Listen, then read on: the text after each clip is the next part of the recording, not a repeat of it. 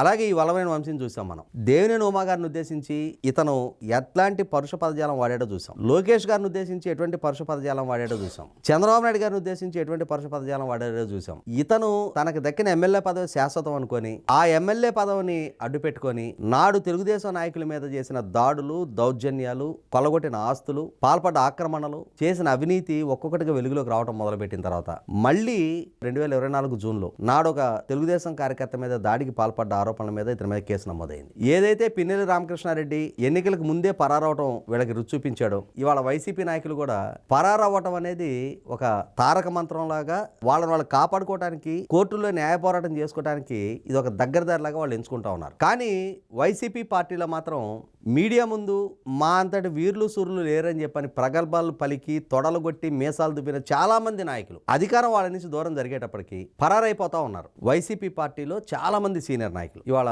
జగన్మోహన్ రెడ్డి గారి పిఏ ధనుంజయ రెడ్డి, అతను ఐఏఎస్ అధికారి. అలాగే ఆయన OSD Krishnamohan Reddy, permanent director గా ఉన్న భారతి గారి ఆర్థిక వ్యవహారాలు మొత్తం పర్యవేక్షించే గోవిందప్ప బాలాజీ వంటి వాళ్ళతో సహా నాడు fibre net chairman Gautam Reddy, వాళ్ళ ప్రభుత్వంలో మంత్రిగా పనిచేసిన కాకాని గోవర్ధన్ రెడ్డి, వాళ్ళ ప్రభుత్వ హయాంలో ఎంపీగా పనిచేసిన నందిగం సురేష్, అంటే వాళ్ళ మీద కేసులు నమోదు కాగానే పరారైపోతా ఉన్నారు.